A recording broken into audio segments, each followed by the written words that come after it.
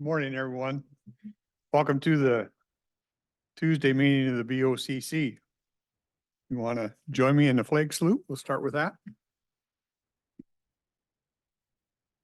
I pledge allegiance to the flag of the United States of America and to the republic for which stands one nation under God, indivisible, with liberty and justice for all.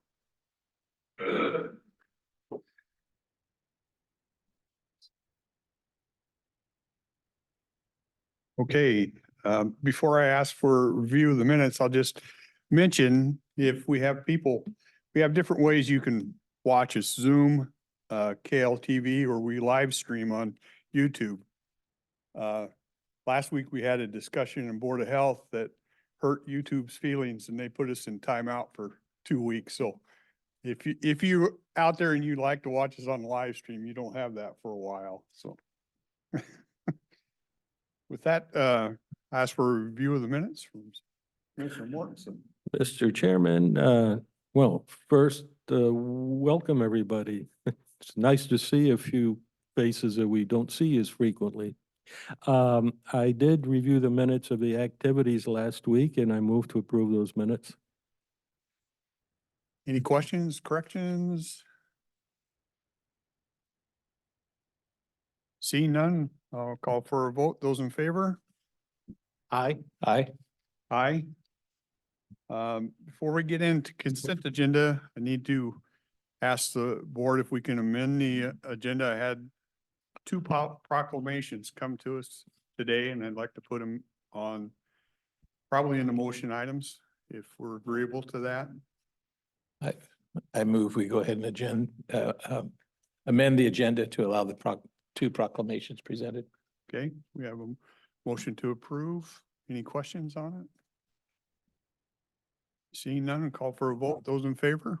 Aye. Aye. Aye. Okay, we'll run down through consent agenda. Item 1, under agreements, contracts, bid awards, we're doing interlocal agreement with the city of Kelso to provide after-hours animal control.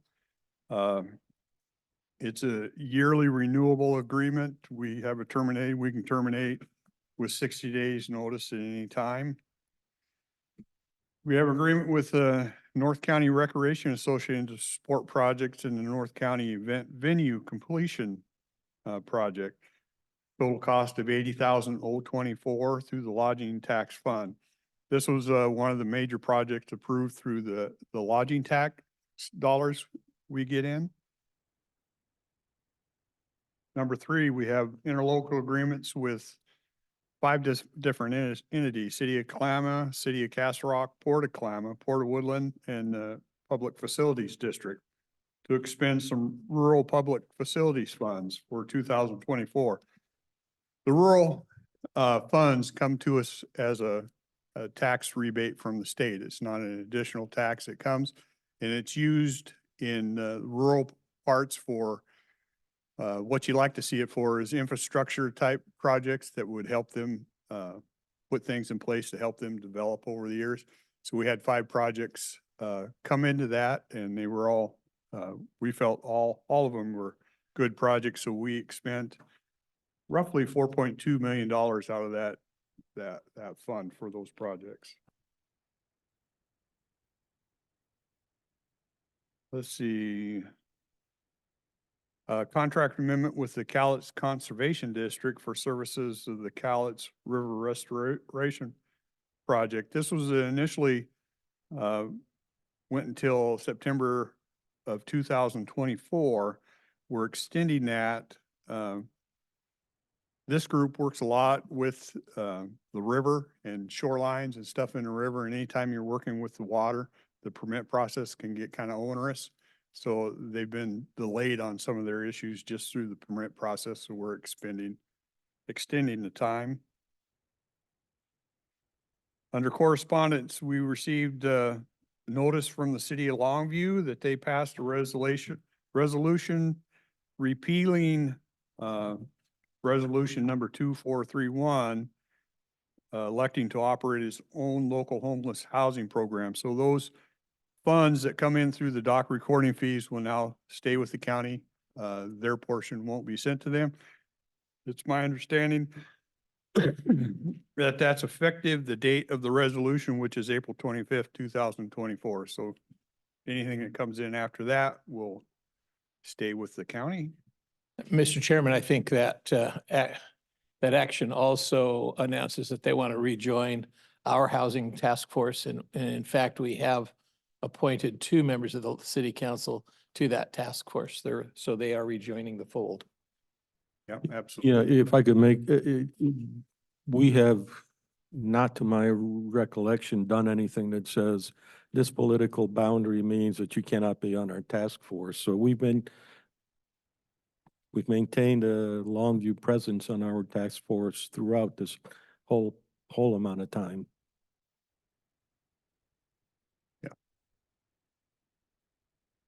And that's consent items. Any questions, comments on consent? Mr. Chairman, I move approval of the consent agenda as presented. We have a motion to approve the consent agenda. Last chance for comments, questions. I don't see any hands. Okay, we'll call for a vote. Those in favor? Aye. Aye. Aye. Get right into motion items. I should have mentioned at the beginning, we also have 2 public hearings, 3 public hearings today, one with Public Works at 9:30 and 2 with Building and Planning at 9:45 and 10. So we try to be cognizant of those times, but looks like we're moving along. So motion items. Looks like Susan.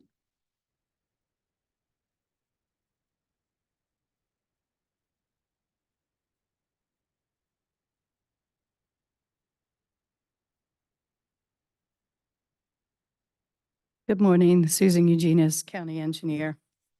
The first item we have in front of you today is a bid award to Compass Construction for the Slide Creek Road Realignment Project for a total cost of $278,901.82. This will realign Slide Creek Road away from Slide Creek, move it closer into the hillside. It's from milepost 1.40 to 1.55. We will be shutting down the road during the project to increase efficiency. It will be advertised and posted prior to it occurring in accordance with, oh, I forgot the code number, but in accordance with the county code. We received 7 bidders. The lowest responsible bidder, Compass, is out of La Center, and the bid did come in under the engineer's estimate. Susan, Slide Creek does not have very many residences along it. It's pretty sparsely populated, right? That is correct. So will you be sharing the schedule with those handful of residents that live on there? Yes, especially the ones who live further north of the project, and then the one resident whose driveway is impacted. I believe they've been reached out to already, but we will be out there with others.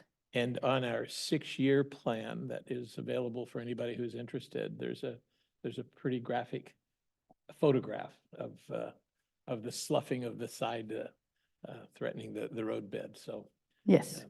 that's available for anybody to look at online.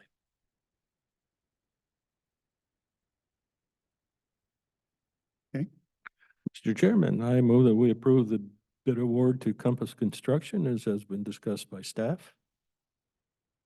We have a motion to approve. Comments, questions? See none. Call for a vote. Those in favor? Aye. Aye. Aye. Thank you. Thank you. Our next agenda item is also a bid award for a construction project. This one is the Hazeldale Road slide repair. It is, excuse me, milepost 1.76 to 1.8, which is just west of the Trout Lakes Road. This project occurred during the winter of 2022. We did a temporary repair down at the bottom of the roadway embankment with some ultra blocks. And this is the final fix of installing a 110-foot soldier pile road. This road will remain open during construction, but it will be limited to one-way traffic controlled by a traffic signal. It's an 80 working days project. That's the amount of time the contractors have. We have received 4 bids. They are slightly above the engineer's estimate. The lowest responsive bidder was Pile Contractors at $847,550. We have worked with this contractor in the past and found them to be a responsive contractor out in the field. Brings problems to your attentions before they become too big of a problem.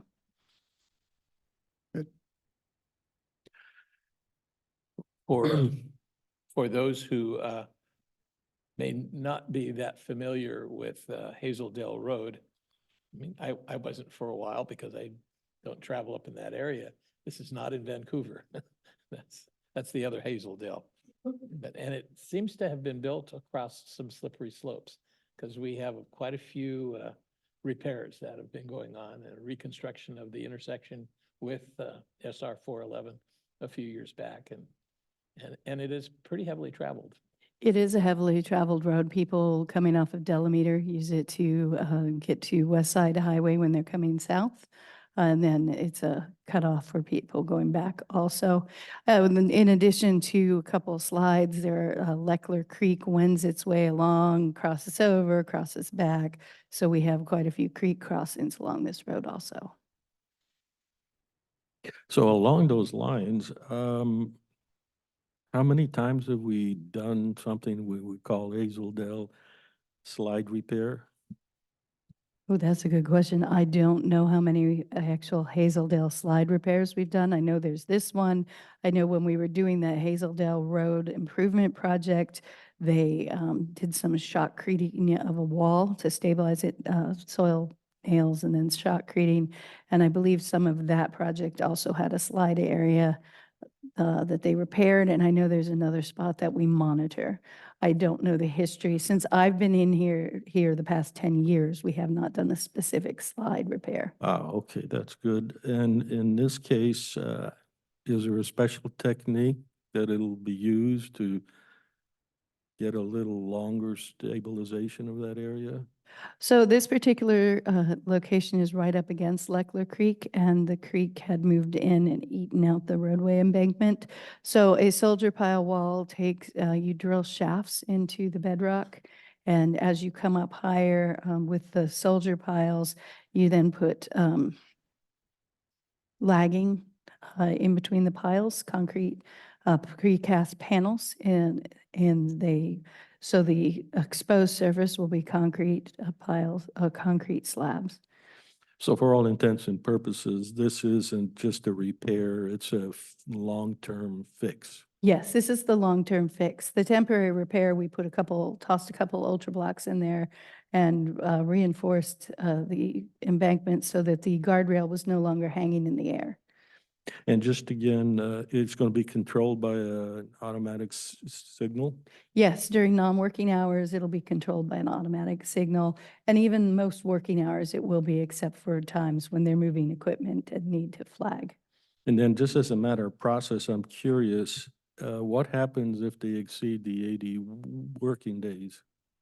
I'm sorry, can you repeat that? What happens if the contractor exceeds the amount of time which he's been allotted to complete the job? So unless there was a specific reason, like we had a really bad storm or we ran into a change order, so when there's bad weather, we count them as non-working days. If we have a change order for some reason, something underground that we didn't know was there, we'll do a change order and we'll add additional working days. If they just run over because they don't get out, don't start on time, are lackadaisical in the contracts, there's a liquidated damage clause. And I don't remember what this one is. It's usually based on the project cost and the number of working days. Okay, they just can't ignore it and say that was fine, but, No, they can't Okay. just ignore it. okay, thank you.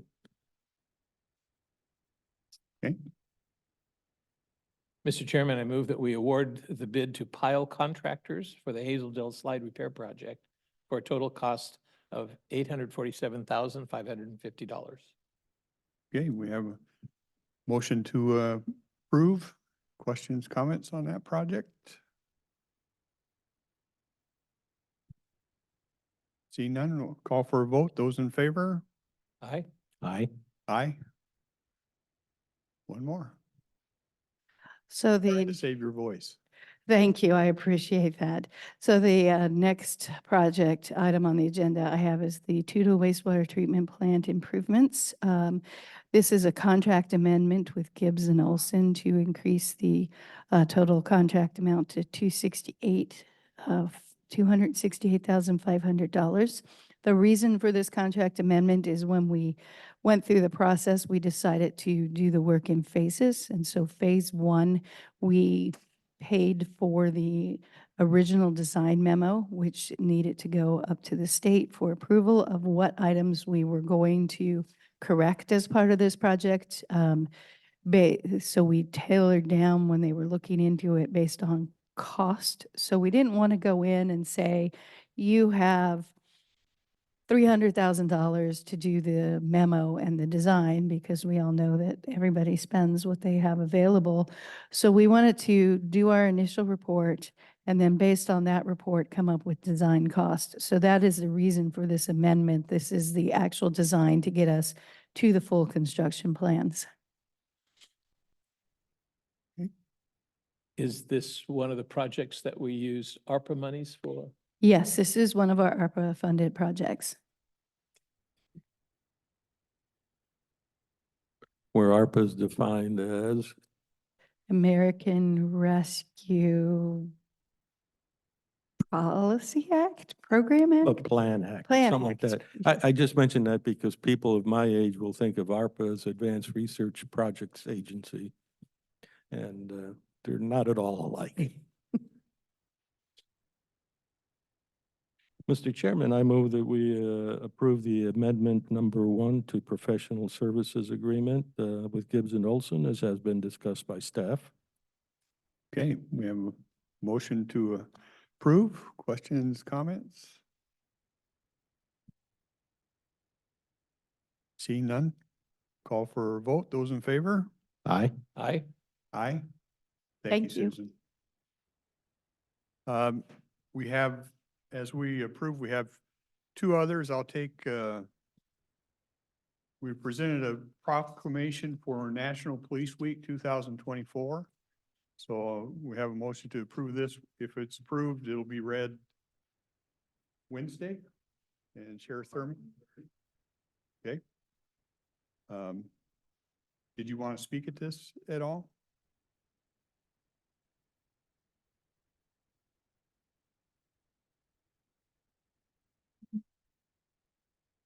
Thank you, Commissioners, for considering this. The motion is just that the proclamation would be read tomorrow at 1:30 at your meeting, and Sheriff Brad Thurman has it on his schedule to be here to receive the proclamation.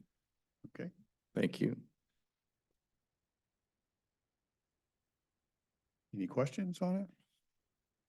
This is the event back in Washington DC when new names, sadly, are added to the National Law Enforcement Officers Memorial.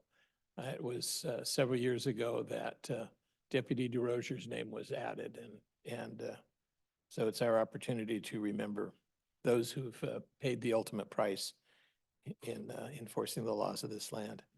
With that in mind, Mr. Chairman, I move that we approve the proclamation for National Police Week 2024. We have a motion to approve. Comments, questions on it? Yep. Since I've been here almost 8 years now, I've never voted for a proclamation.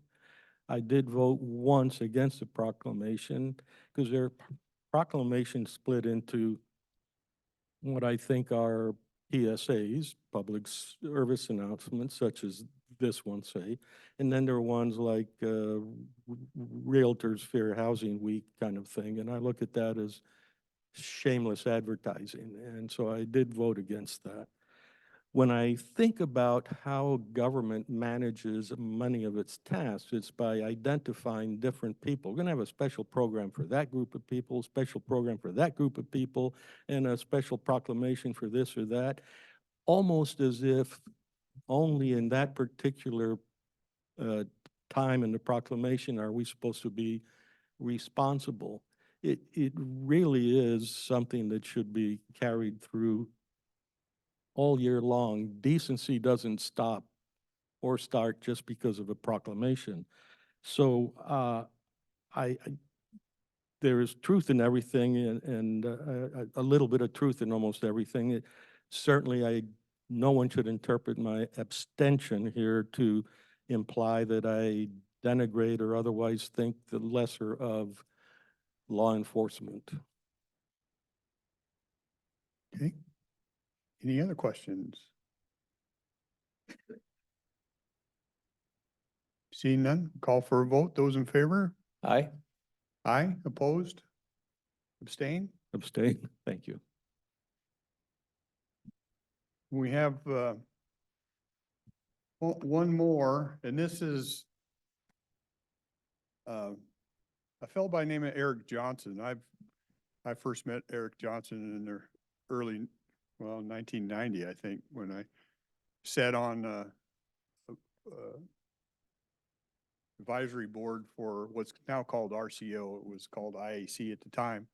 But Eric Johnson is now he's retiring as director of WASAC, Washington State Association of Credit Unions. And this is kind of, WASAC is asking all the counties to do a proclamation for his retirement, but it's really a tongue-in-cheek thing. For example, whereas Eric Brian Johnson was rumored actually to have been born on the planet Krypton and sent to Earth in a small space. It's a tongue-in-cheek thing. So WASAC is asking the counties to do this. They want to present it to him. So that's what that is. Mr. Chairman, I think you meant to say the Washington State Association of Counties. Counties. I think you said credit unions. And Eric has been the executive. Hard to forget my past life. You know, I keep referring to this as the council, so Yeah. it's hard to get by. He has served for 16 years as the executive director for WASAC, and before that was a county commissioner up in Lewis County. So he's retiring at the end of this month, and the final board meeting is taking place this week, and there'll be some other meetings that our chairman will be attending. So I would make the motion that we approve this tongue-in-cheek proclamation honoring the services of Eric Brian Johnson, and thereby eliminating the stigma that Cowlitz County is the only one of the 39 counties that didn't pass the resolution. Okay. We have a motion to approve. Comments? How are we going to declare this? Are we going to do an official press release? I think the minutes from this meeting are adequate. Yeah, I think minutes from I this think, meeting you think are it dies adequate. right here. I think WASAC just wants to know that all the counties participated. Thank you. Well, even though I enjoy a good sense of humor, I'll still abstain. Yeah, okay. Any other questions, comments? Seeing none, I'll call for a vote. Those in favor? Aye. Aye. Opposed? Abstain? Abstain. Thank you. That's the end of motion items. I saw Senator Wilson. Did you want a couple minutes? Come on, go ahead. We got a couple minutes before the first hearing, so.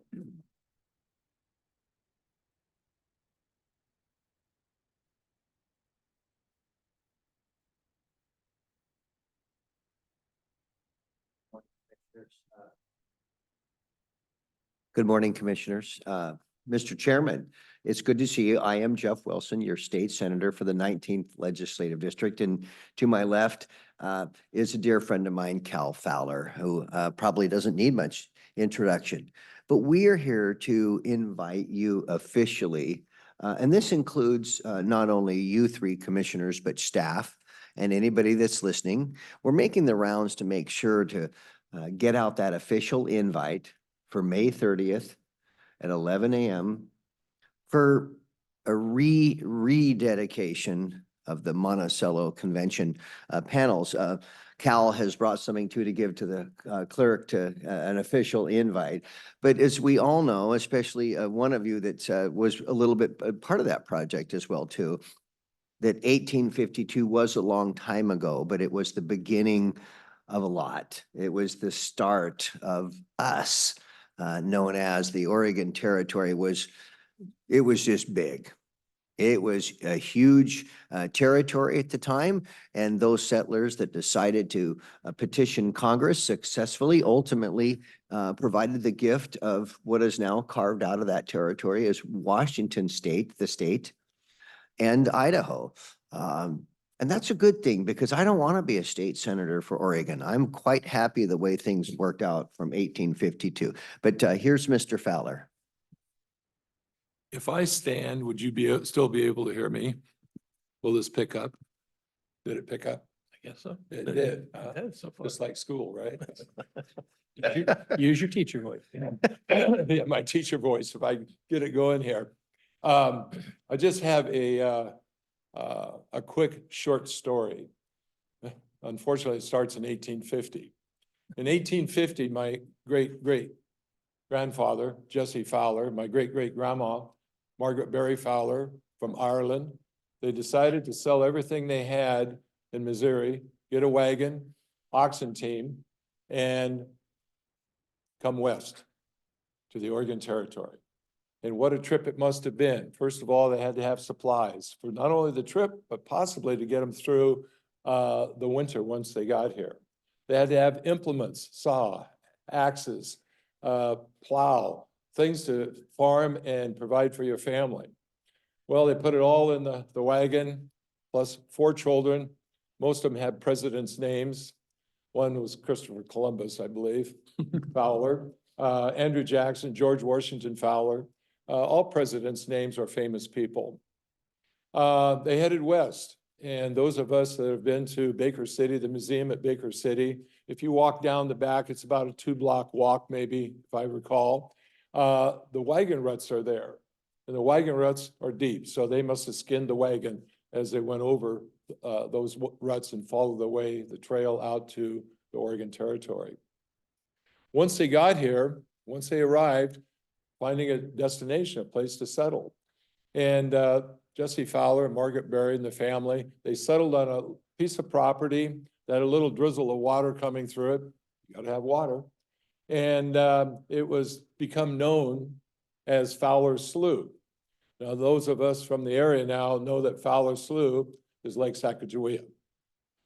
Okay, I don't think that Jesse even had an idea that once he got here, he had very little time to prepare for the winter. But not only that, but within less than 2 years, he would be a signer, one of the 44 signers at the Monticello Convention that was held at the Huntington House, which is at Monticello, just a mile or so from the community of Freeport on the Cowlitz River. It was a pretty important event, and I'm sure behind Mr. Huntington's back, the flasks were probably passed freely. There's probably some mumble peg played, some cards of all things, and I'm sure it was a joyous time. Well, then you're back to farming and taking care of business. And it must have been a wonderful place because those 4 children that came here originally suddenly became 12 children in the household out west here. We have, and the idea became Jackie Kelly Evans and I would walk every day the old west side, and she was a wealth of knowledge of who growing up lived in what home. But inevitably we'd stand and stop and rest at the Monticello Convention historical marker at 18th and Olympia Way in Longview. And we'd talk, and she talked about the history of her family, and I talked about the history of mine, and of course walk over and point out there's Jesse Fowler, one of the 44 signers. And when I say 44 signers, that must have been pretty special because it's my understanding there was less than 4,000 people north of the Columbia River. And to be one of those 44 to sign something that has ended up being so important to our state history. Jackie, just out of the blue, says, we should restore this. We should do something here, as she's poking her finger through the wood. We should do something here as a gift to the city. And that we did. We immediately got a hold of Jeff. I knew that he could kind of wheel us around who we needed to talk to in the city and so on and so forth. So there was Jackie, myself, Jeff, Trish, Mason Evans, and of course, J.H. Kelly. Okay, and they've done so much for our community. The project began after talking with different city employees from the city manager down. It started, and it took several years, a couple years to do that. We are having a dedication on May 30th. We're going to start in front of the Monticello Hotel, and we're going to walk over from the Monticello Hotel. And there will be a presentation. A variety of people will do some presentation for us. And we're here to invite not only all of you, but all of you also. We hope to see you all there. May 30th at 11 o'clock it begins. Thank you. Perfect. Thank you. Thanks for not asking any questions. And quizzing us on that. No quizzes. Thank you. Okay, we're at time to head into, I haven't forgot about public comment. We'll get there, but we have the public hearings. We have to stand by as best we can. Thank you guys for coming in.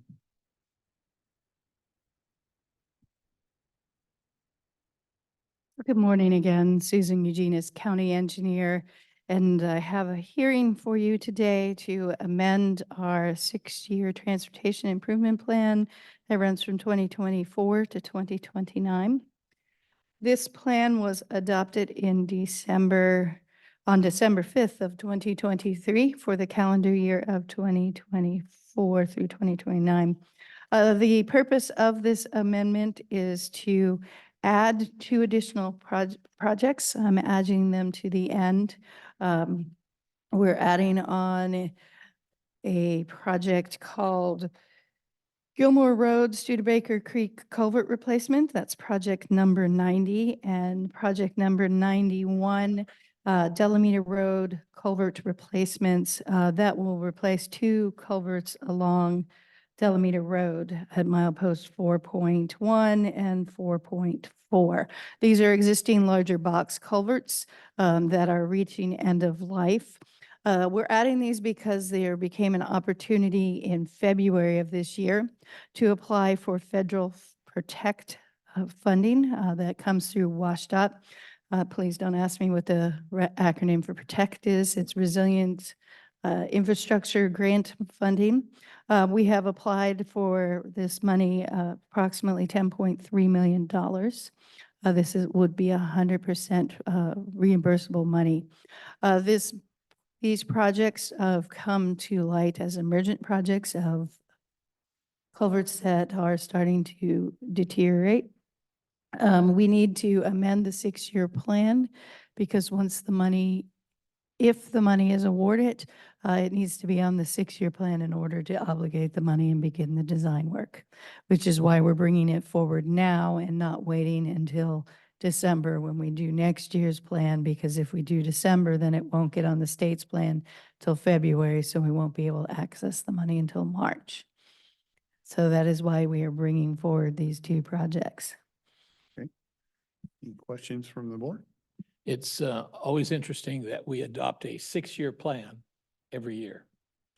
But I've been around long enough to know that the planning for these processes is a multi-year project. And in order to qualify for the funding we're entitled to, you got to have the background and the planning.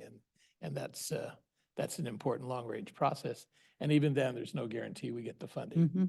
So I know some of those 91 projects have been on the list the entire time that I've been on. But I've also seen progress being made as projects get completed and the lower ranking projects move up in the list. And it is amazing.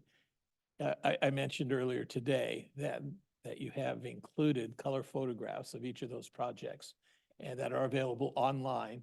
And it's a pretty amazing array of aging infrastructure and infrastructure that has some considerable needs. Sometimes it's 100% funding from local sources. Especially when we have a natural disaster that doesn't qualify for natural disaster relief funds because it wasn't big enough. And I think the best example of that is up off of Tower Road at the Rock Creek washout, where it was a washout, a rain event, but not big enough to qualify for a declaration of a disaster declaration. So we're totally funding that ourselves, almost. And, but these two new projects are examples of what's involved in terms of going after the funding that is available. So thank you for bringing those projects forward. Any other comments from the board? Okay, I'll open up the public comments, if there are any. What criteria makes something move up on the priority list? So I'll be perfectly honest, there's a mix of criteria. When things start to reach end of life, they'll move up the list. And these moved up the list rapidly because they have 100% funding available. So it's the 6-year plan is a balance. We spend approximately $8 to $12 million a year on capital improvements. And of that $8 to $12 million, there's generally $1 to $2 million of local funds. So I'm always trying to find opportunities to leverage our local funding dollars against the federal and state grants that are available to replace things that are reaching end of life. We work very hard in the Public Works building to identify culverts, roadways, things that are deteriorating, and finding funding sources for them to complete. This particular funding source is basically replacing bridges using dollars meant for fish passage. So it's a benefit to us. We have old infrastructure that we're going to be able to take care of, meeting 2 goals. What constitutes end of life? A leaking culvert, a collapsing culvert? So it varies. These 2 particular, or these 3 culverts are box culverts, so they're concrete box. So the concrete will start spalling and the rebar will get exposed, which starts rusting, and so they start deteriorating. Or also in box culverts, you get scour issues, which is why these qualify, where at the intake or the outlet of them, the water has eroded away to around the base. So there's now a fish passage barrier, but it also starts eating back under the foundation of the box culvert to cause it to fail. We also have lots of corrugated metal pipes in the ground. For example, Pleasant Hill was a corrugated metal pipe. Tower Road, Rock Creek were corrugated metal pipes, and those, in addition to getting the scour issues, will also start rusting out, especially at where so we have ones that you lose the bottoms, where they have a large bed load that rattles through them and they start rusting out, and the sides will start going where the ordinary high water fluctuates. That's also very common.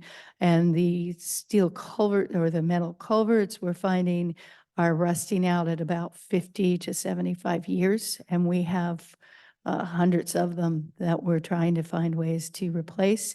A lot of our old, especially those metal culverts, were put in to replace old wooden bridges. So they went from larger openings to small culverts, which now don't meet fish passage requirements. So when we replace them, we have to meet current fish laws, which means we're going from 3-4 foot culverts to more like 20-foot spans. So what's the definition of undersized for fish passage? Is it if the pipe's clear full of water and it's not handling the volume? So undersized for fish passage, there's 2 different criteria they look at. So in the summer, there's a low flow criteria, if the fish can get through in the low flow. And then in the winter, a lot of times when those culverts run full, they run so full, it's like being shot out of a fire hose. So the fish can't traverse for velocity. So there's stream depth and then there's velocity criteria.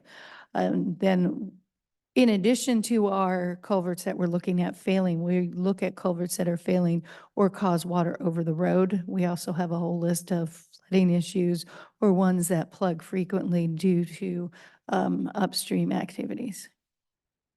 Thank you. Any other? Okay, seeing none, we'll close public comment. Mr. Chairman, I think we were set for us to approve the public hearing, to approve the amended six-year transportation improvement program as we have heard throughout the public hearing. Okay, we have a motion to approve the amended plan. And last chance for question and comments on that. Just one quick comment. I'm always impressed by our county engineer and how she answers questions. Much appreciated. Okay, seeing none, we'll call for a vote. Those in favor? Aye. Aye. Aye. Thank you, Susan. Thank you. If anybody's interested, I have a full copy of the six-year plan and numbers, and then just the two added projects with pictures, and the full six-year plan with pictures can be accessed on the Public Works website.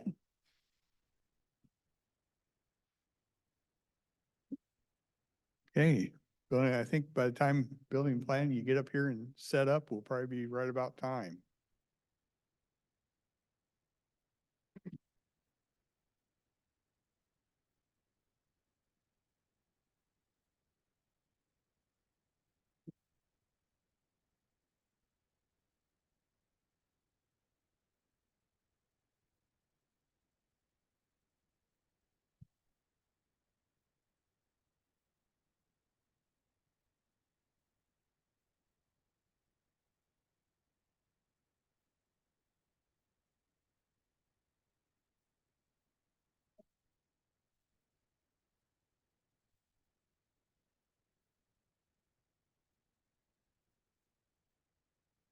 Okay, what we're gonna be going into on this public hearing is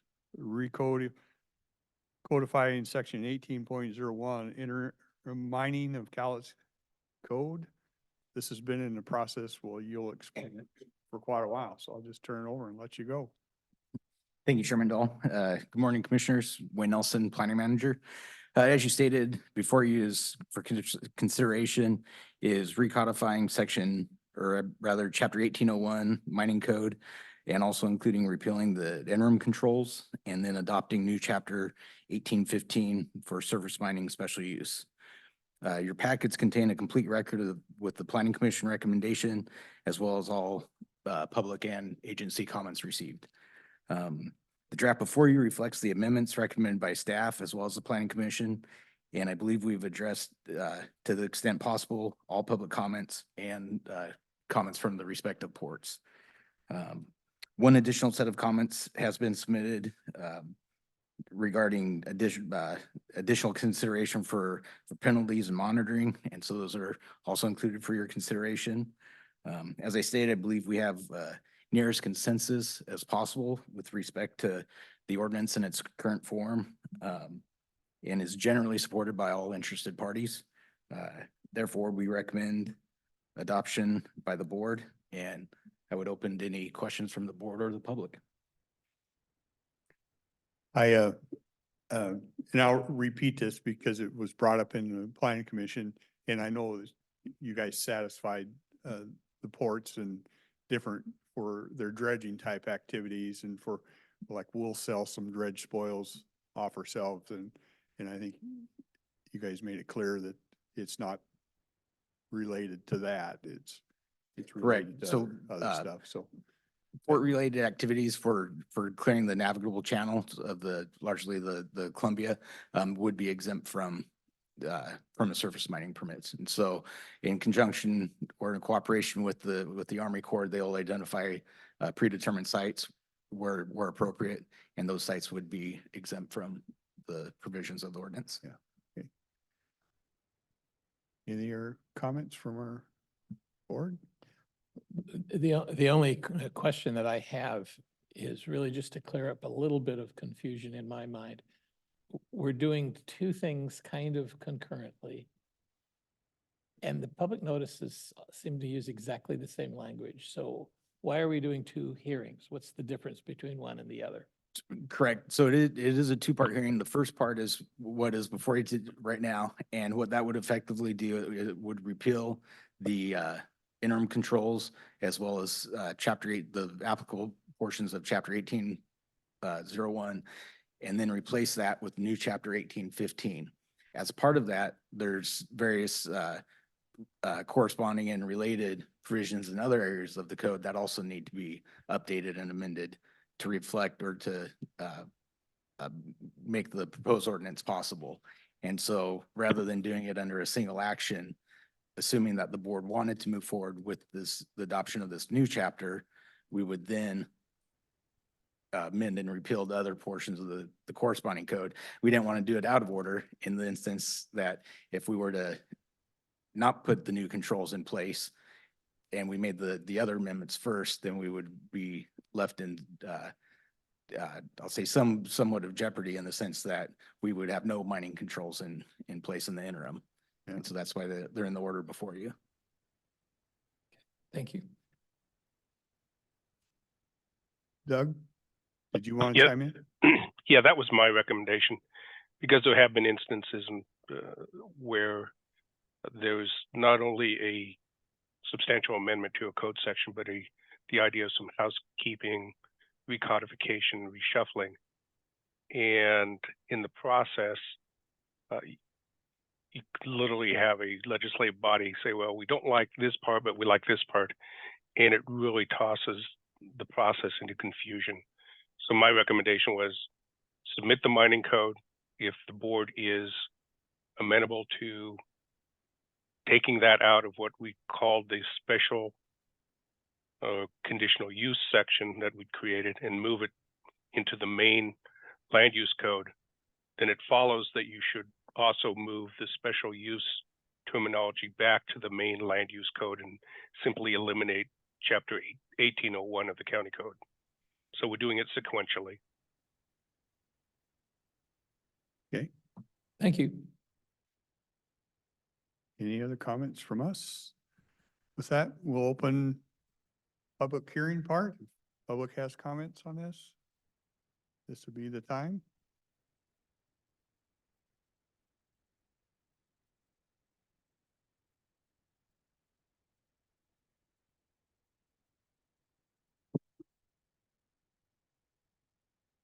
Good morning, Commissioners. My name is Ed Morsefelder. I live at 165 Friday Road in Ariel, Washington. And I've been following this proposal for the last 5 years, and I'm very happy we're here today. I just wanted to say that I'm very pleased with the work that Building and Planning has done on this. They've taken a sort of a thorny issue, and I think satisfied as many people as possible and still have a very workable ordinance. It has provided a service that we need, aggregate. It has provided an opportunity for people who mine aggregate to do it on over 513,000 acres in Cowlitz County. And it has also provided protection for people who will be living closest to these places by eliminating some places that these operations should go. So I wholeheartedly support this ordinance, but I did have a couple of suggestions that is included in your packet, both of which I think will help Building and Planning manage this ordinance once it is passed. There's a provision in the ordinance that allows the permit to be taken away if there is a violation of the permit that is not cured within 90 days. And I would suggest in addition to that, that says if there are more than 3 violations in a 3-year period, the opportunity would also be available to take away the permit. I think that provides an incentive to mining operators to be diligent in following the ordinance and gives them some authority to move in and solve it if necessary. The second thing I would suggest is to keep. So that first suggestion is similar to 3 strikes and you're out. Yes. Okay. That is 3 strikes and you're out. The second suggestion is to retain a provision that's in the current interim ordinance, and that is in every instance that a permit is issued, there be a mandatory monitoring program. In the ordinance as proposed, it is optional, but I think that for the purposes of keeping track of these businesses, building and planning would benefit by having a periodic review of what is happening up there in terms of following the permit conditions. Gentlemen, thank you.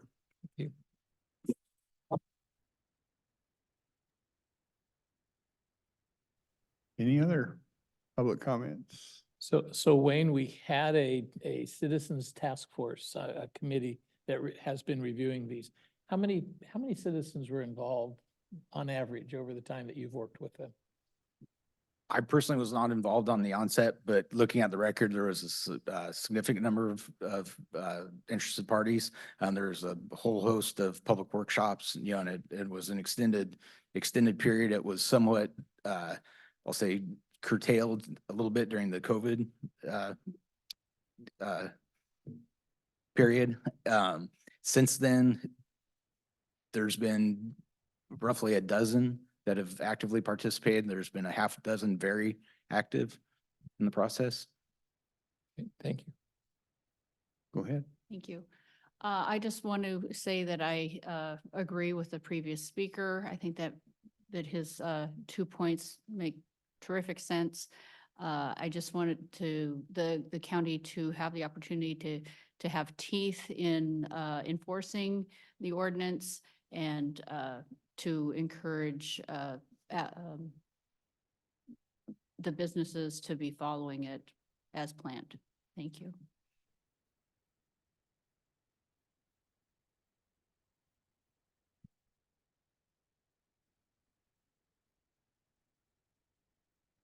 Good morning, Christy Zao. I too agree with the last two speakers.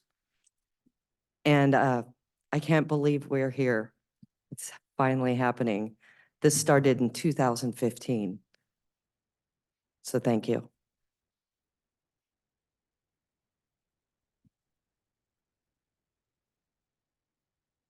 Any other? We got any hands? Who do we have? I would, pardon me, gentlemen, I would have a couple comments if I may. Go ahead, Doug. As to the auto revocation, the recommendation from civil would be not to include that. And there are a number of reasons why. The first is that per se, issuance of permits and the revocation of permits has to be a very involved administrative due process undertaking. For that reason, I'm unaware of any agency that actively pursues that type of approach. You're better off in the face of active violations to bring the land use operation into court under what Washington calls a warrant of abatement process or public nuisance process, obtain a court determination that the operation is in fact operating and has been operating as a public nuisance, and either enjoin that continued unlawful operation as it currently is being conducted, or alternatively abate the operation itself. And both of those allow for compensation and remuneration of the county's cost in addressing the abatement. Functionally, you'd be looking at a administrative process for permit revocation under colloquial 3 strikes that has all the auspices and the evidentiary and process requirements of a court proceeding, and nevertheless is likely to end up on appeal, further appeal into the courts and the appellate courts. The recommendation is that instead the county continue with its current process of monitoring violations of the business and make a determination whether or not to either threaten or actively take the parties into court. That worked very effectively with, for instance, the racetrack issues, the drift track. What did not work was a series or a repetition of issuing fines to the individual and threatening to revoke permitting on it, at which point the party is simply going to ignore that permitting revocation and continue to operate. You're going to end up in court. So that's the practicalities of it, and our office would be willing and is prepared to file a warrant of abatements if that's what it takes. As to the issue of monitoring, making something mandatory without expectation and ability to actually do that monitoring it's up to you, but you're really talking about dedicating staff on a schedule and on a particular matter. A lot of the way this county operates, and it works fairly effectively, is that we don't necessarily go out and have the code police searching the county for violations. Neighbors and citizens are fairly active when they see something that amounts to a violation or a public nuisance to report it, and staff will follow up on it. That is as effective and has been as effective rather than setting any mandatory or a required monitoring process. Those are my two observations, at least the way things have worked effectively and practically in this county. Thank you, Doug. You're welcome. So a quick question, Doug. Sure. So I think the concern is that, at least in the citizenry, I think we think that people violate the rules intentionally and stage it such that they're always just skirting slightly under the overwhelming ire of the public, if you will, or of your neighborhood. And it seems like that can go on for a long time. And I think that's probably something that I would want to, if there were a practical approach to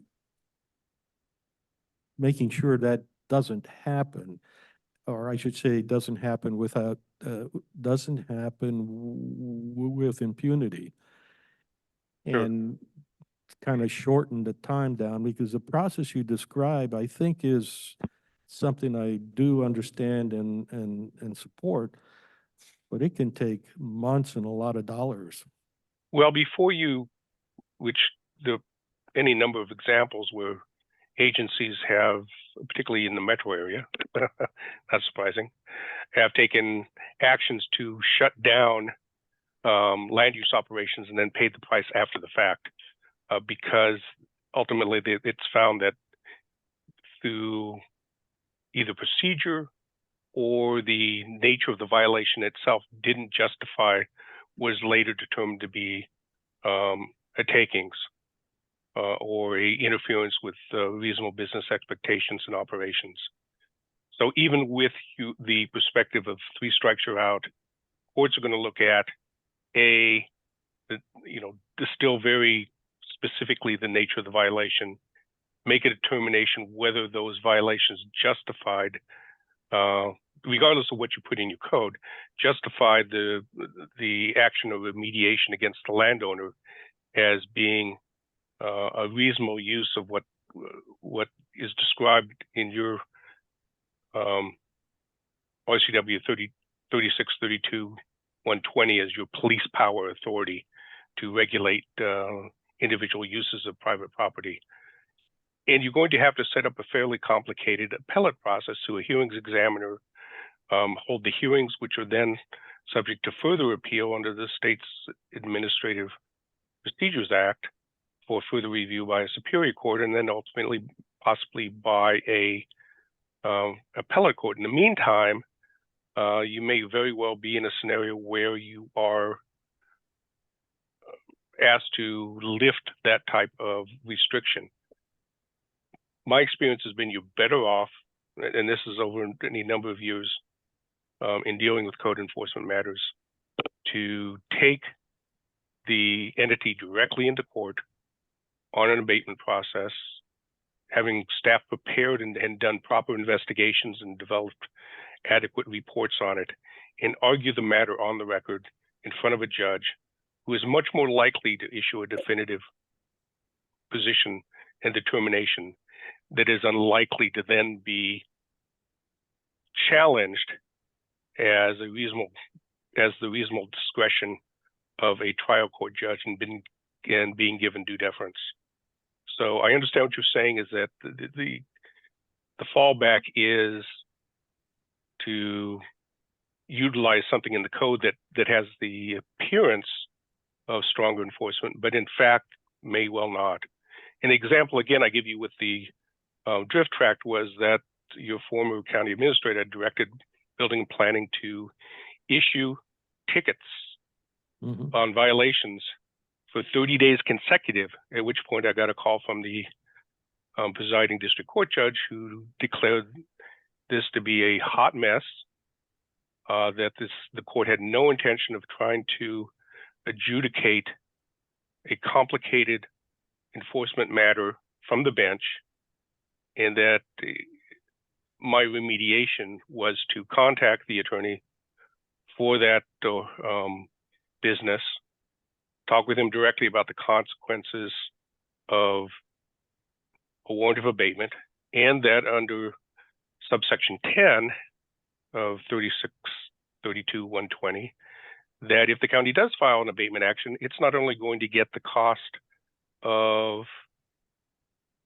the county's efforts in abatement, it's going to be charged for my reasonable attorney's fees, which are not set on what I'm paid, but actually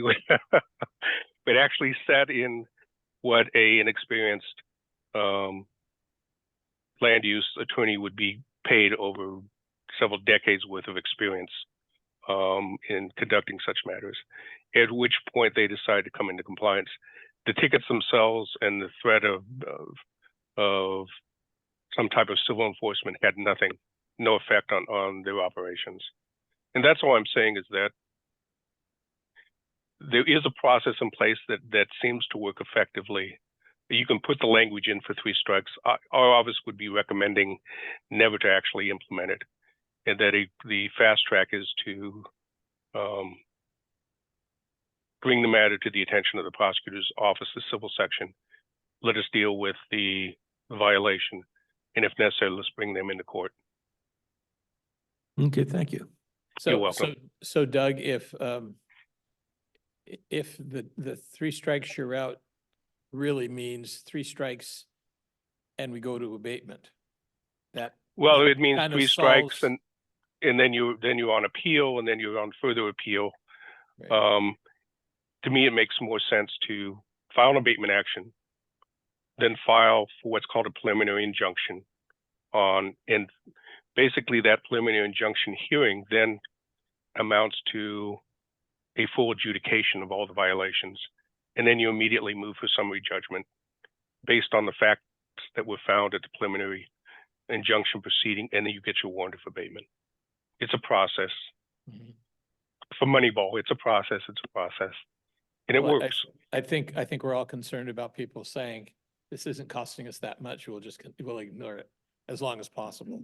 And I Which think people is- want, a little bit more structure for when a hammer comes down, if it's appropriate. And you're saying the hammer is a process rather than a single action. The appearance in court with someone wearing a black robe still has some effect, and and the consequences are real time as opposed to administrative remediation, which can be appealed or challenged or inserted, et cetera.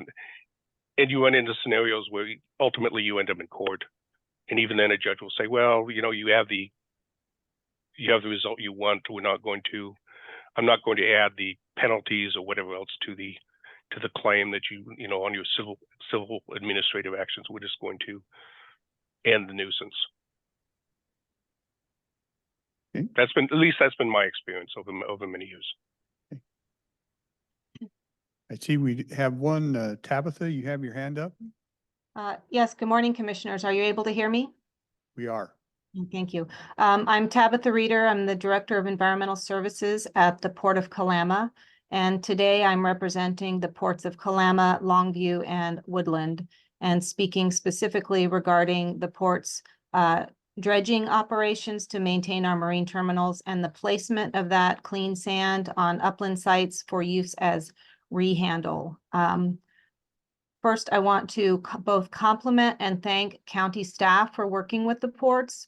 Mr. Nelson and Mr. Trimble had several conversations with us and listened to our requests and considerations, so I want to thank them. I'm speaking specifically of requesting exemption for port dredge rehandle sites. Just to clarify, our rehandle sites are very different from what I think most people think about when they think of surface mining. We're not digging in native ground. We're not blasting or drilling in any rock. It's simply the placement of that clean sand at our upland placement sites and then rehandle, taking that sand off of the site. So honestly, the ports really don't consider our operations surface mining, although I know we fit under that for the county. So the ports, we had some requested language, and Mr. Trimble and Mr. Nelson, I would say they got it very close in terms of our requested changes. So it's super close. We really requested exemption for those from any consideration in this code. And I think it's very close, but I did actually email some requested changes to Mr. Trimble this morning. I'm happy to read that off or at least clarify, but I wanted to get that in the record. And I thought it might be easier for you if you have it in written form. But basically the change that we're asking, and you can massage the language however you see fit, but it would be to exempt dredge rehandle sites that occur both within shoreline jurisdiction and outside shoreline jurisdiction, and for both port dredge placement and core placement activities, and then following with rehandle. We also don't believe it would need to be stated that there needs to be a port plan. We weren't exactly sure what that would refer to. Certainly the Army Corps is working on a dredge material plan. The ports are part of that, but that doesn't really incorporate the port's own dredging activities where we could also place sand on our rehandle sites. If you're referring to like a port comp scheme, maybe that would work, but we just didn't know if that was necessary. So we would prefer that language would be stricken. We also saw some language in the county's shoreline master program related to this that is, I think, very similar to what I'm talking about. It talks about exempting those types of activities. So I also put that in the email. Again, thank you for considering. I'm happy to answer any questions. And again, I really want to thank county staff for working with us. Your language is very close. Thank you. Question? So I'm a bit ignorant here, but a priori, I think I'm in favor of that simplicity. I assume that simplicity, but maybe the PA can make a comment on that. Well, I guess I turn it back to building and planning. Is this the issue is the number of changes being requested. They weren't pre-briefed by the building planning section itself, and the question would then be how to accommodate or articulate those requested changes within the overall proposal as it went through the planning commission. And if the answer is maybe they can't be, maybe we need to come back for further amendment. But that would at maybe sooner than later date. But again, I'd have to defer to building and planning on that. So if I understand that, or I translate that into, I think I'm okay with going ahead today with all of this so far. And then there will be a process to amend or add that language, and we'll be here again in a while. What's the building and planning So position on that? Yeah. At face value, I'm generally not opposed, or I don't see any conflicts with what the ports are requesting. With respect to the reference to the Shoreline Management Act or our Shoreline Master Program, there's already an exemption reference within that. And so regardless, so two things. One, that exemption is already referenced within this ordinance. Secondly, no matter what we do within this ordinance, it has no bearing on the Shoreline Master Program. So if they're still subject to requiring a shoreline permit or otherwise exempt, that remains in place. So Yeah. I don't see any net change either way, with or without the port's comments. With respect to having those areas identified in a plan, I think in the interest of the neighboring property owners, that there should be some formal document in place, so it's part of the public record that you either live next to an identified site or you're considering purchasing property next to a site, that even though they're clean activities in the sense that it's not, you're not blasting and digging, it still is heavy construction traffic, it's placement of materials, it's removal of materials. And so I think there should be some documentation of where those eligible sites are. I think that would be appropriate. If that living document changes over time, then as Commissioner Morrison suggested, we'd be back here for an amendment and incorporate the new document by reference. Yeah, I'd be along those lines too, I think. I kind of like what we're seeing today, but I also want to make sure our ports and stuff, we're all comfortable with it. And sure, some of that reason. Okay, go ahead, Ron. As a citizen property owner, the discussion with your PA alarms me a little bit.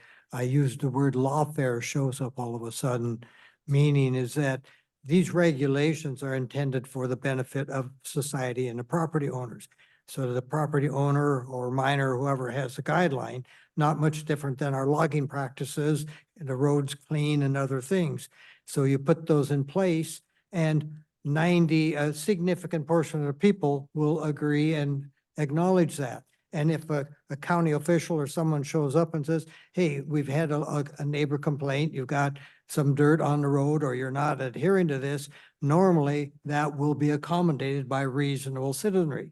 Now, if reasonable citizenry does not agree, then you go into lawfare and get the attorneys.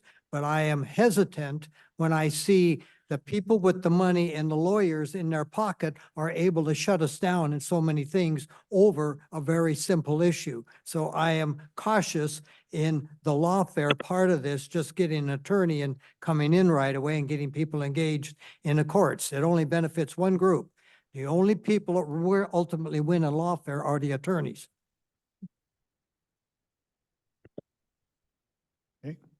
I'd like to speak to that, and Sure. I'd preface it by, I don't want to contradict anything that Doug said, but just to, I'll say, clarify it a little bit from a staff level for the day-to-day implementation of this. First of all, the ordinance as written provides that there's active monitoring allowed by staff, meaning that when somebody applies for a permit and they're operating under a special use permit, staff is permitted to inspect the site and make sure they're in compliance. And so that's ongoing, whether there's an enforcement issue or not.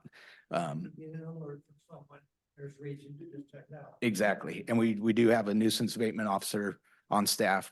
And so that is readily available. And that's exactly our tact, is to first look at it, identify the problem, notify the owner, and request some correction, remediation, whatever may be warranted.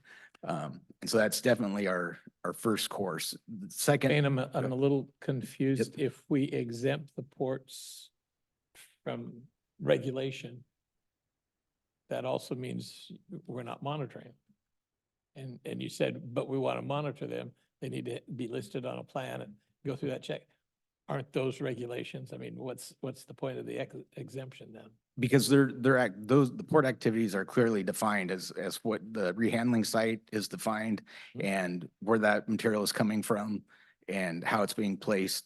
That's all prescribed by ordinance. So if they were doing something other than those exempted activities, then they would be subject to.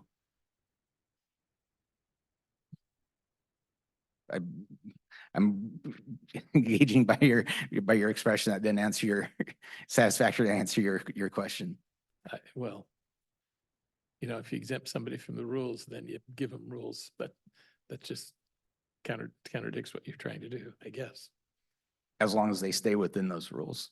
Correct.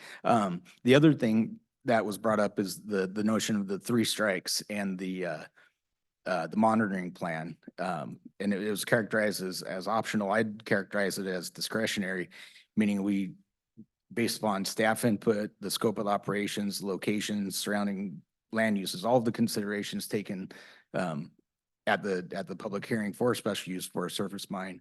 The hearing examiner would look at that, and based upon recommendation, monitoring plan would likely be monitored, or required. And what that looks like, it would depend on the situation. Maybe it's monitoring of the wells or adjacent wells because of nearby adjacent residential uses. Maybe there's a stream or an issue with an aquifer, maybe steep slopes, maybe it's traffic. Whatever those specific site characteristics warrant, we would recommend a monitoring plan accordingly. And so there's not one size fits all across the board. You have to do a monitoring plan. And so with that discretionary monitoring plan, once that's in place, the code also provides that the hearing examiner can revoke the special use permit for continued noncompliance.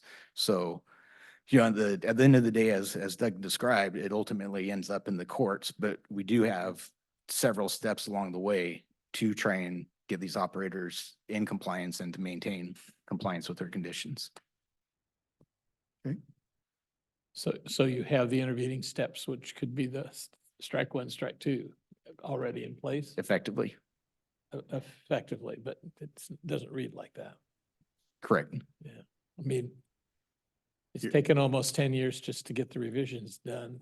I can see so-called remediation or abatement or monitoring just lasting on and on and on and on. Right. Yeah, I don't know if there's some appropriate language to say, look, it gets serious. We'll work with you for only so long. We've incorporated chapter 2.06, which is our civil enforcement.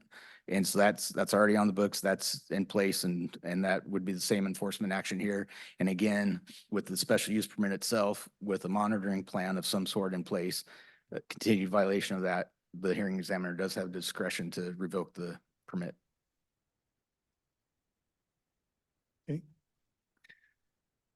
First, I want to admit that after that legal explanation, I don't have a damn clue why you're writing any codes at all if it's all going to end up in court anyway. So is a monitoring plan would have to be in place before permitting? As a condition of the permit, correct.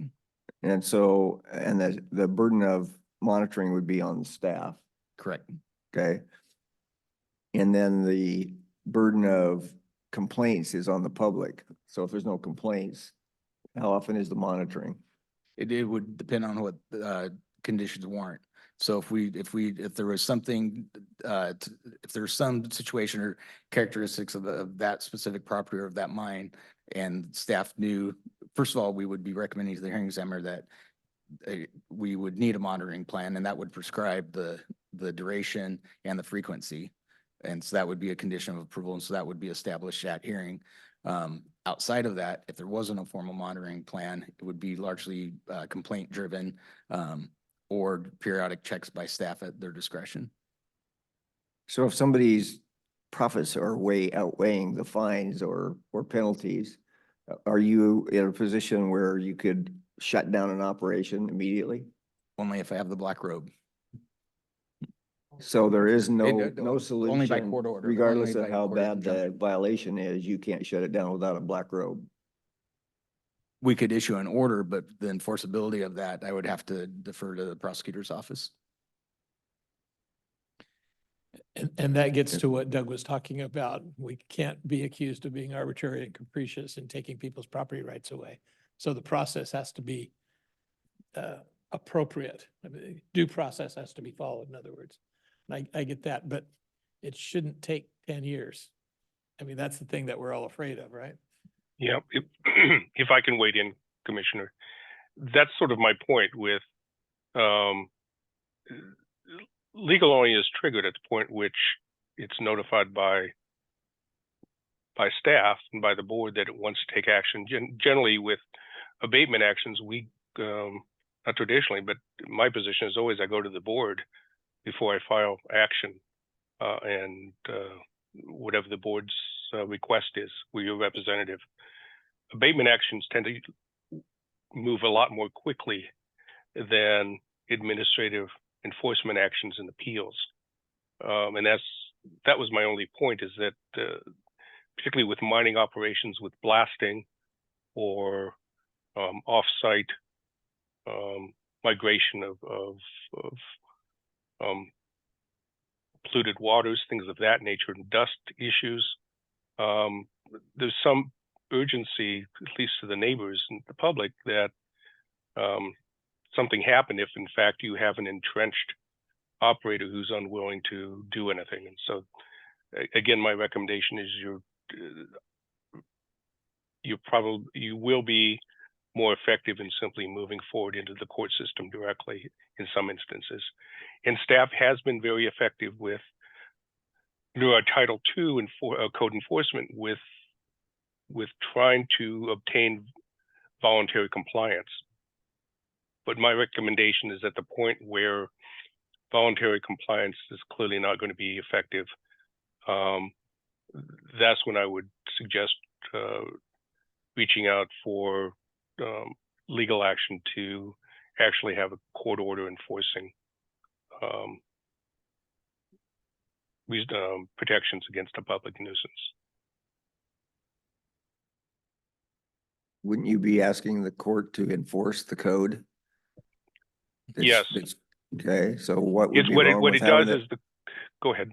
I'm sorry. what would be wrong with having the 3 strikes rule in there for the court to look at as an option? Because what's going to happen first is that process is going to have to go through a series of administrative review proceedings, a record developed, that then is appealed to the court. The court will then look at that administrative record. It may find that the administrative record is inadequate and remand it back for further proceedings and hearings. Whereas if you were directly in front of the court making a presentation, an abatement proceeding is not tried before a jury, it's tried before a judge. And the judge will let you know if it needs more information or your presentation is inadequate. It tends to be a much more effective and direct process to proceed directly before a judge rather than through a series of steps ending up in the same place. That's been my experience. And I'll chime in again. So again, referencing the 3 strikes, what the code provides is it provides the operator 90 days to cure the deficiency from notice versus 3 strikes. So it's a single strike and they have 3 months to correct it, or we could pursue revoking the permit. I'm still not understanding the disadvantage of having that language in there. Well, what I'm hearing is if say they do something and we take it to court right away, we think it's egregious and we don't want it to continue. The court may say, hey, in your policy, you got a 3 strikes thing. You got to go through this other administrative stuff. You can't bring it here. Is that a little bit what I'm hearing? In part, but what you're also hearing is that 2 things are going to have to happen with the revocation within a 90-day period. It's going to have to be a fairly severe violation for the court to determine that that's sufficient basis to revoke a permit. With the 3 strikes, there can be a tendency to say multiple minor violations are sufficient to trigger the 3 strikes. Plus,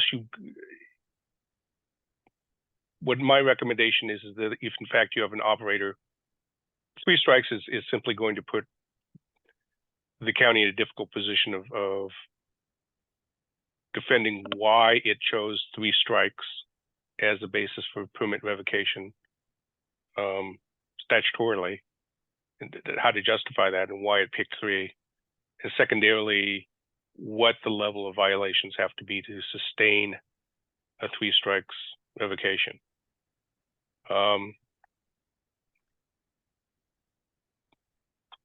It's practically, you can put it in, it won't be utilized well in advance of that type of triggering event. The county will probably have moved against the party for having violated its conditions of permit. In other words, 3 strikes could literally occur within a 3-month period. When the county gets resistance back from its voluntary compliance efforts, it would really be at the crossroads. Do you go through the 3 strikes process and administrative hearings and reviews and make a determination, or do you simply go through an abatement process? And that's, I think it's just, practically speaking, it's surplusage. You end up at the same place at the end of the day. Sounds to me like he's recommending 1 strike. Well, Well, depending on the seriousness of the violation, we need to have, I mean, we need to be able to work quickly. That process is already in place. Correct. I think what I've been convinced from the public testimony is we don't want these things to drag on and on and on.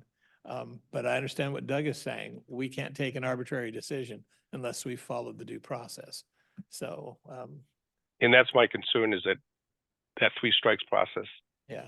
because there's an administrative overlay, can drag on and on. I think once it gets into the attorney's hands, it's going to drag on and on and on. Okay, I would disagree.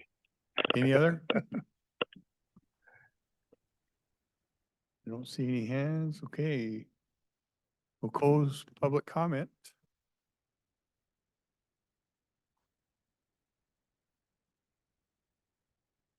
At this point, I'm prepared to offer the motions. In fact,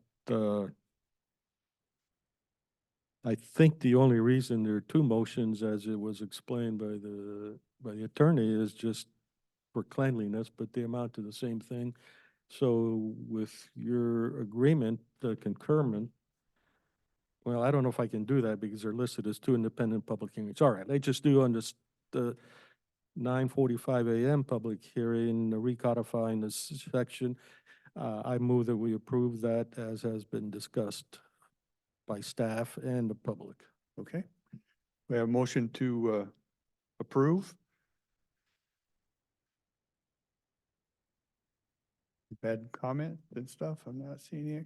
We'll call for a vote. Those in- So the one thing I'd suggest is, and I agree, I think, we want to get this change happening.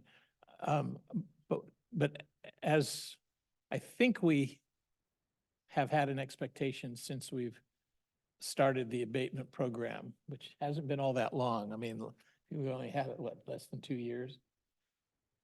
I want us to have regular updates from the department on how the complaints are being processed, how quickly things are happening, to see if we need to tighten up the language later on.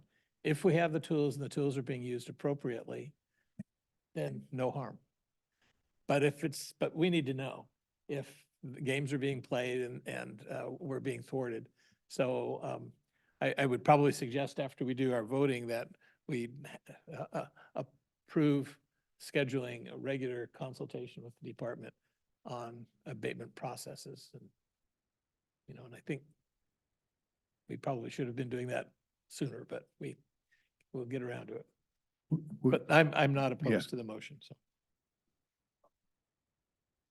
Well, we meet with building plan. We already have a schedule. It can just be added to that schedule. I think that's a good suggestion and easy one to do. Yeah. So we have a motion. I'll call for the vote. Those in favor? Aye. Aye. Aye. Passes. Thank you. Thank you, guys. So we'll just move right into the next one because since we passed this one, we need to get rid of the next one. right? Correct. Okay. So thank you. So the second item on the agenda is separate public hearing for the necessary and corresponding revisions to the affected portions of the existing code. So now that we have a new code, this old stuff can be taken away, so we don't.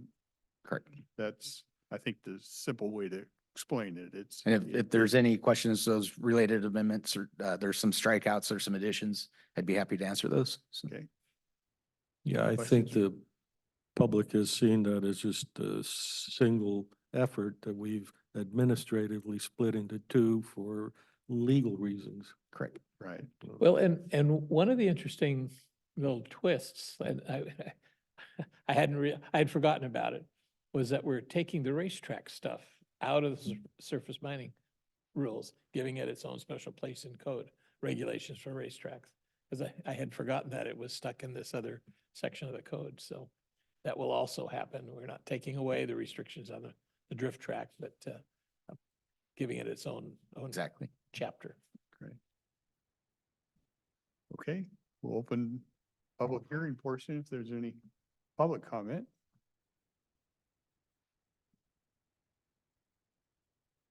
Seeing none, close that. Oh, sorry, Ron. That's okay. I was thinking here. I was trying to get my thoughts in order.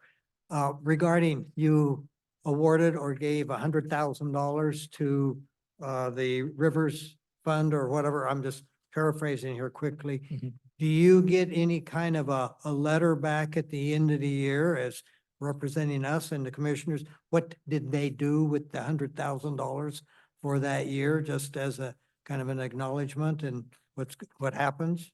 We're not there yet, Ron. Yeah.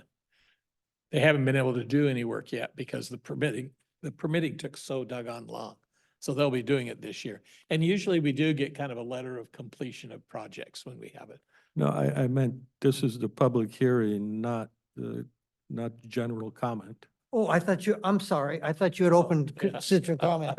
Sorry. We'll get right to it. And I even answered it, so nice. Mr. Chairman, are we ready for a motion? Yeah. I move we adopt a new chapter 18.15 Surface Mining Special Use County Code as proposed. Okay, we have a motion to approve. Not seeing any. Call for a vote. Those in favor? Aye. Aye. Also vote aye. Thanks, gentlemen. Thank you. And then just to reiterate, we will begin having regular reports from the department regarding progress we're being made when there are complaints and And I also agree, Commissioner Mortensen's request to kind of look at the ports request and make sure that Definitely. we're good with that. Yeah, okay. Yes. And then in answer to Ron's, yes, they tell us the projects, like they did the shoring up of the Rock Creek on the people's property, and you go out and see it and see the kind of work they do. It's very visible when they're done, and you're able to inspect that and look at that, Ron. Okay, thank you. Okay, we're good. Hey, we're open, now it's your time, public comment time.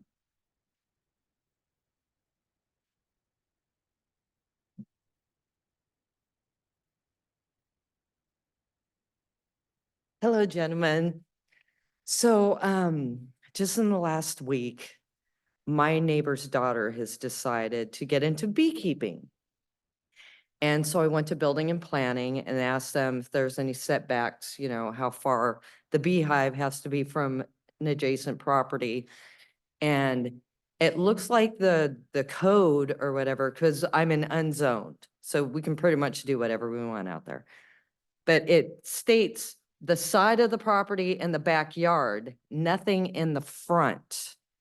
Her beehive is in the front part of her property, and it's a little too close for comfort. It's like from me to that wall where I have to mow, and I'm a little bit concerned about my safety. I'm not allergic to bees, but you know, it could be dangerous. So how do we go about amending the code or the ordinance to where, you know, there's some kind of guide of how close a beehive can be in your front yard to your next door neighbor? So you guys could like figure that out and let me know what process. I mean, do I have to file a complaint? to get the ball rolling or something. But, because I don't think most people put a beehive or beehives in their front yard. But out in Ariel, you know, we have big front yards. So, That was one and- of the questions I was going to ask.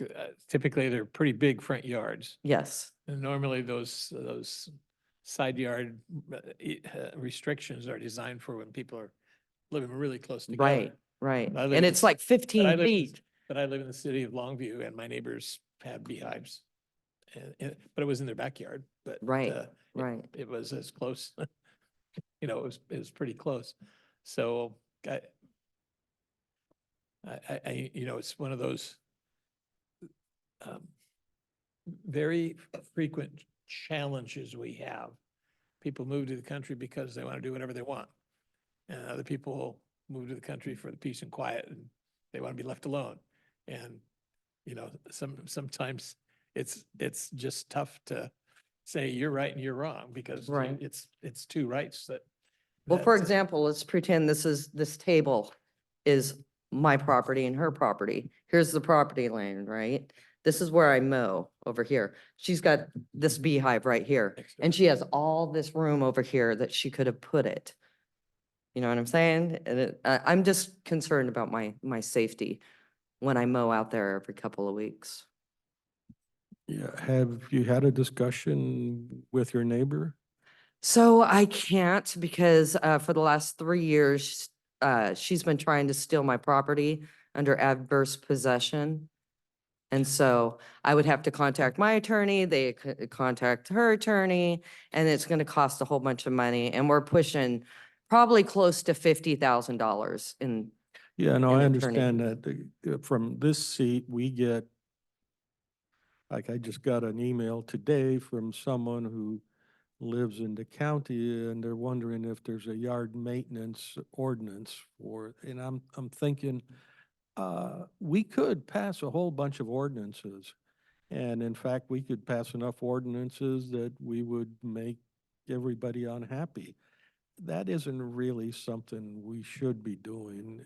You've got a civil issue, and I understand it's a nasty issue. I don't know how we could pass ordinances to prevent incivility and nastiness, because that's what you're seeing. Safety arguments are ones that I hear all the time. Well, and is there another 5 feet? Would that be safe enough? Those kinds of issues. I'm saying you're sort of trying to grab at straws a little bit there, and we're not the correct place for that. right? But there is something already in place for the side and the backyard, you know, Oh, so. if you're gonna challenge me on consistencies of the law, you win automatically because the law is about as idiotic as can be, it seems to me, right? Yeah.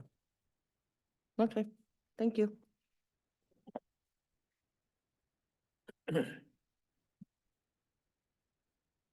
I want to address Christie's safety. Christie, bees have a very long range, so a number of a few men or a feet isn't going to matter. I have yellow jackets on a 60-acre tree farm, and I've learned over the years I don't mess with them unless the weather's cool. So if you're going to mow, I would suggest you mow during cool weather, and they probably won't even be awake. Well, I've got a better suggestion. Christie should get Mr. Crosby to do the mowing.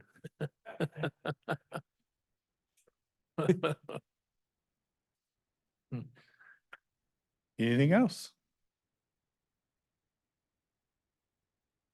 Okay, seeing nothing, we will adjourn. Thank you for your time.